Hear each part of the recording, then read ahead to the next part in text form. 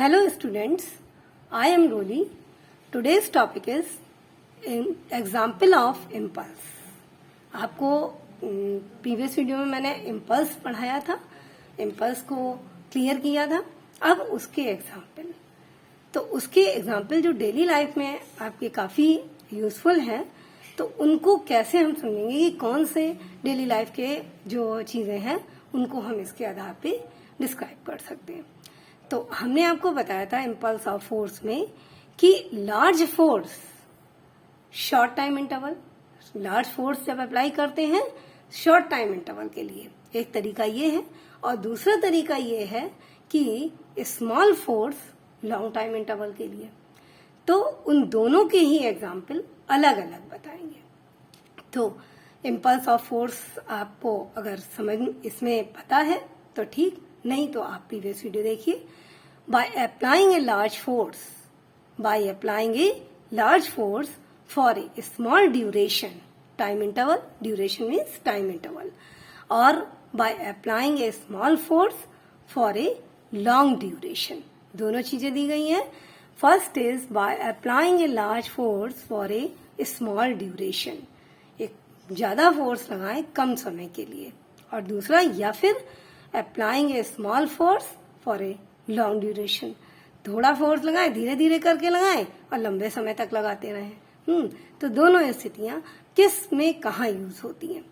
तो for example in hitting a cricket ball by bat, तो ये किसका एग्जाम्पल है? By applying a large force, एक झटके से बॉल में, क्रिकेट की बॉल में हिट किया बैट को, तो in hitting a cricket ball by a bat के द्वारा उसको एक काफी ज्यादा फोर्स लगाया बहुत कम समय के लिए, तो वो बॉल उछल गई.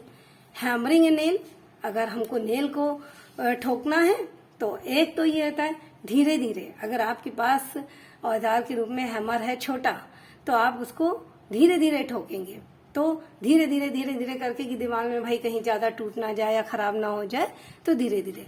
और एक ये है कि आप ड्रिल के द्वारा या आपको उसमें नेल करना है, तो आपके पास बड़ी हथौड़ी है, तो आप उसको कायदे से एक फिक्स पॉइंट पे पकड़ के, बड़ी कील है, बड़ी नेल है, और उसको आप ठोक देंगे. तो एक बार आप उस पे हैमर डालेंगे तो वो अपने आप सीधी चलती चली जाएगी, अंदर चली जाएगी. तो बाय हैमरिंग, वो hammering a nail, hitting the ping pong ball, एक खेल होता है, by racket, hitting the ping pong ball by racket के द्वारा, etcetera. Required momentum is imparted to the body by applying a force of large magnitude for a short duration. यानी कि बहुत कम समय के लिए एक ज्यादा फोर्स लगा के तुरंत हिट करना, या तुरंत उसको बॉल, जैसे फुटबॉल पे एक किक मारी और तुरंत उसकी वेलोसिटी चेंज हो गई, तुरंत वो आगे बढ़ गई. तो इस तरह के एग्जाम्पल जो है large force for a short time interval, short duration के लिए है. Okay. In the following example, अब दूसरा जो है कि small force long time interval. तो in the following example, to give a definite impulse to a body to decrease force, the time interval may be increased.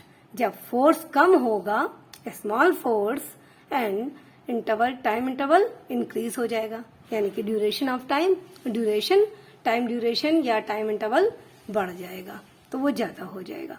तो first example is falling या jumping from a height on the floor. आपको ये मालूम है कि जब हम चलते हैं या कोई भी काम का एक्शन का रिएक्शन होता है, हर काम का, ये न्यूटन का थर्ड लॉ भी है, और ये हम देखते भी हैं अपने दैनिक जीवन में, डेली लाइफ में हम इसको महसूस भी कर सकते हैं कि कोई भी कार्य होता है तो उसका एक्शन का रिएक्शन जरूर होता है. तो उसका ही इसी तरह से जब हम फ्लोर पे चलते हैं, ग्राउंड पे चलते हैं, तो जितना फोर्स हमारे पैर फ्लोर पे, ग्राउंड पे या फ्लोर पे फोर्स लगाते हैं, उतना ही फोर्स, जितने वेट के से उतना ही फोर्स ग्राउंड जो है वो हमारे ऊपर लगाती है, जिससे कि हम पैर से जमीन को पीछे की तरफ वो करते हैं, बैकवर्ड, और जो ग्राउंड है, फर्श, वो आगे की तरफ बढ़ाता है, तभी हम आगे बढ़ते हैं, हमारे पैर आगे बढ़ते हैं. तो इसी से रिलेटेड है ये स्टार्टिंग में इसको बताना इसलिए अनिवार्य था कि ये उसी सिद्धांत कुछ उसमें से लिया जाएगा। If we jump from a height on the cemented floor, अगर हम सीमेंटेड फ्लोर पे किसी हाइट से जंप करते हैं, then due to the large impulse given by the floor, जब हम एकदम आराम से चल रहे हैं तो जितना फोर्स लग रहा है, लेकिन जब हम फोर्स ज्यादा लगा रहे हैं, मतलब हम कूदे हैं, तो जब हम कूदेंगे तो नेचुरल है कि फोर्स ज्यादा लगाना है, ज्यादा लग रहा है, तो we jump from a height, किसी भी हाइट से, on the cemented floor, then due to the large impulse given by the floor, तो टू आवर फीट, तो यानी कि लार्ज इम्पल्स जो है by the floor to our feet, हमारे फीट को मिलता है, क्योंकि हमने भी तो उस पर लार्ज फोर्स लगाया ना, तो उसके द्वारा हमें एक लार्ज इम्पल्स मिलता है। Our momentum will suddenly become zero, देखिए जब जैसे ही हमारे फीट उसे टच करते हैं, तो कोई भी चीज जब स्टॉप की पोजीशन में आ जाती है तो उसकी वेलोसिटी जीरो हो जाती है, तो velocity zero it's means momentum zero. Momentum क्या है? Momentum is P is equal to M into V, product है किसका? मास का और वेलोसिटी का। जब वेलोसिटी जीरो हो गई तो mass multiplied by zero, because mass तो है but velocity is zero, stop हो गई तो ये पूरा का पूरा मोमेंटम जीरो हो जाएगा। तो our momentum will suddenly become zero, अचानक जीरो हो जाता है। So the force exerted by the floor, एक जो हमारे फीट ने फ्लोर पे लगाया इतना ज्यादा फोर्स, तो उसके ही अपोजिट में एक्शन का रिएक्शन, अपोजिट में फ्लोर के द्वारा हमारे फीट पर भी तो फोर्स लगाया जाएगा, और उतनी मात्रा में। इक्वल एंड अपोजिट एक्शन और रिएक्शन का जो फंडा है, जो न्यूटन का थर्ड लॉ है, उसमें जितने फोर्स से हम उस किसी भी चीज पे एक्ट करते हैं, उतने ही फोर्स से दूसरा भी एक्ट करता है। अब उन दोनों बॉडीज में से कौन एक्ट कर रहा है, कौन रिएक्ट कर रहा है, ये क्लियर नहीं होता, लेकिन दोनों बॉडी में से एक दूसरे पे एक्ट करता है और दूसरा पहले वाले पे रिएक्ट करता है। तो इसका मतलब ये हुआ कि दोनों अलग अलग होती है, मतलब बॉडीज दोनों अलग अलग होती हैं और दो फोर्स काम करते हैं। तो become so the force exerted by the floor on the feet, जो हमारा फोर्स फ्लोर के द्वारा हमारे फीट पे पड़ रहा है, हमारे पैरों पे फोर्स लग रहा है, वो बहुत लार्ज होगा, क्योंकि जब हमने उस पे फोर्स लगाया बहुत ज्यादा, तो वो भी हम पे बहुत ज्यादा फोर्स लगाएगा, और उसकी वजह से जब हमारे पैर टकराए, हमारे पैर फर्श से टकराए, मतलब वहां पर रुक गए, तो स्टॉप हो गए, तो मोमेंटम जीरो हो गया, वहां पर मोमेंटम जीरो हो गया, तो hence the feet will be hurt. और उस समय जब मोमेंटम जीरो अचानक से हो गया, तो फीट हमारे जो पैर हैं वो हर्ट हो जाएंगे, यानी कि उनमें चोट आ जाएगी। बट अगर यही चीज हम सैंड या कुशन पे करें, but if there is sand और a cushion in the floor, अगर फ्लोर पे कोई कुशन का गद्दा है, पिलो, कोई तकिया या कोई गद्दा, कोई कुशन है, तो वहां, या फिर सैंड पड़ी हो, बालू पड़ी हो, मिट्टी पड़ी हो, तो वहां per hour feet will penetrate, धंस जाएंगे। देखा है ना, बच्चे खेलते हैं तो उसमें अपने पैरों को धंसा लेते, उसी पे कूदते हैं, तो वो पेनिट्रेट इनटू द सैंड में धंस जाएंगे, और कुशन या कुशन में it will take longer time, तो वहां पर समय जो है, जब वो उसमें धंस जाएंगे, तो जो मोमेंटम हमारा पहले एकदम से जीरो हुआ था, उसको वो टाइम लेगा, मतलब वहां धंसेंगे लेकिन उसमें होने में कुछ टाइम लगेगा। It will take longer time, यानी कि जब उसमें पेनिट्रेट होंगे सैंड या कुशन में, it will take longer time to become the change in momentum, मतलब जीरो होने में उसको टाइम लगेगा। किसको? मोमेंटम को। मोमेंटम मतलब जो हमारे फीट फर्श से टच किए तो तब जीरो हुआ ना, वेलोसिटी जीरो हुई, तो यहाँ पर भी वही चीज है कि उसको होने में वो तुरंत हो गया, तो इसीलिए हमारे पैरों में चोट लग गई। लेकिन जब हम इस तरह सैंड या उस पे होते हैं तो उसको होने में टाइम लगेगा, मोमेंटम को जीरो होने में थोड़ा लंबा समय लगेगा। So now our feet will obtain some impulse by lesser और स्मॉलर, कम, थोड़ा कम फोर्स उस पे लगेगा। कैसे? Now our feet will obtain, जो हमारे पैर जो हैं वो उससे जो इम्पल्स प्राप्त करेंगे, जो एकदम से इम्पल्स हुआ था उसमें पहले वाली सिचुएशन में, तो वो यहाँ पर कम होगा, मतलब देर से होगा। तो उस समय के लिए हमारे फीट जो इम्पल्स लेंगे तो वो कम हो जाएगा।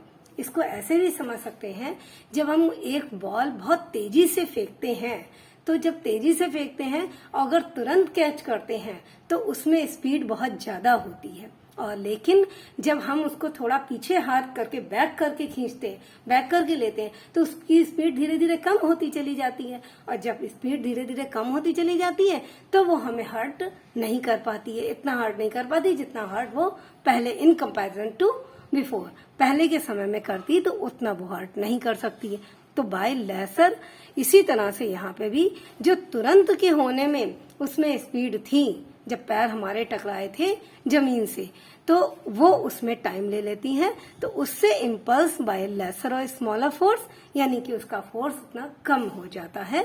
कॉन्सिक्वेंटली, यानी कि परिणाम स्वरूप या निष्कर्ष रूप में क्या निकलता है, feet will get no injury, यानी कि हमारे पैरों को कोई इंजरी नहीं होती, कोई चोट नहीं लगती। इंजरी मीन्स छोटी मोटी चोट जो होती है, विल गेट नो इंजरी।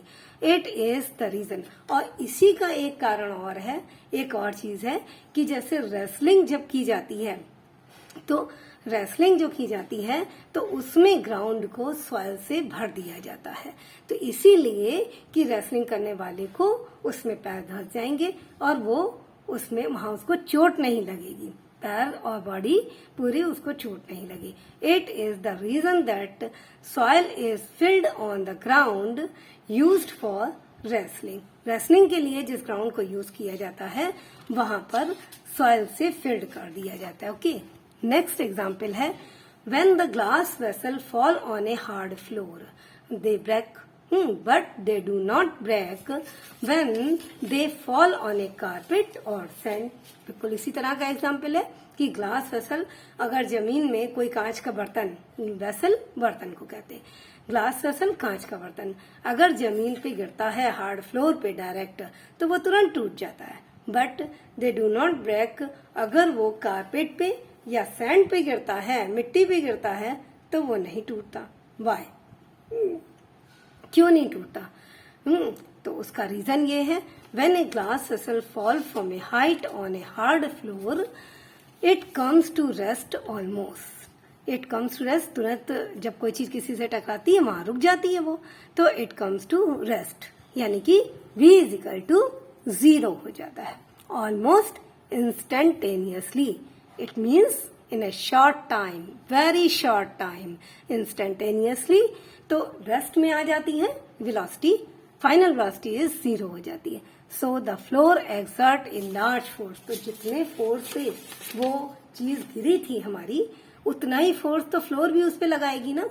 तो जितने फोर्स से, यानी कि ज्यादा फोर्स से गिरी थी, floor exert a large force on the vessel and it breaks, और इससे वो टूट जाता है। जब उस पर वो फोर्स लगेगा तो वो टूट जाएगा, ज्यादा फोर्स लगेगा।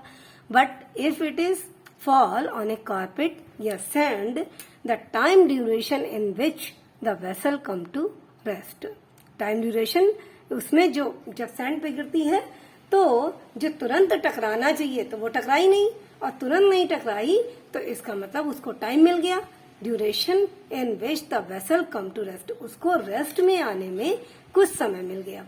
और वो जो समय मिला, इंक्रीज रेस्ट, वो समय इंक्रीज हो गया। And so the carpet, as a carpet या सैंड जो एक्सर्ट करेगी फोर्स, वो फोर्स लेस हो जाएगा। क्यों? क्योंकि पहले जो तुरंत फोर्स था, तुरंत उसके ऊपर गिरी, तुरंत वो फोर्स उसके अपोजिट रिएक्शन में काम किया, ये सारी चीजें बहुत जल्दी होती हैं, तो तुरंत जो किया तो उसकी वजह से वो चीज ब्रेक हो गई। लेकिन यहाँ पर उसकी स्पीड थोड़ी धीमी हो गई उस पे गिरने पे, कारपेट पे या सैंड पे, तो उस पे जो फोर्स अप्लाई हुआ वो कम फोर्स अप्लाई हुआ। जितना फोर्स उस पे अप्लाई हो रहा था उतना फोर्स उस पे अप्लाई नहीं हुआ, क्योंकि उसको टाइम ज्यादा मिल गया।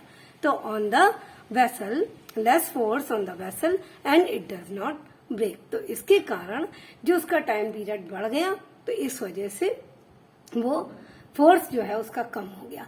हमने पहले ही उसमें सिचुएशन बता दिया कि applying a large force the duration is less, time duration या टाइम इंटरवल इज लेस, और अप्लाइंग ए स्मॉल फोर्स या शॉर्ट फोर्स मतलब कम फोर्स लगाया जाएगा तो ड्यूरेशन लॉन्ग हो जाएगी। तो यहाँ स्मॉल फोर्स क्यों हो रहा है, क्योंकि टाइम ड्यूरेशन बढ़ गया, तो इसलिए वो ब्रेक नहीं होगा। थैंक्स। आगे मोमेंटम के लिए नेक्स्ट वीडियो।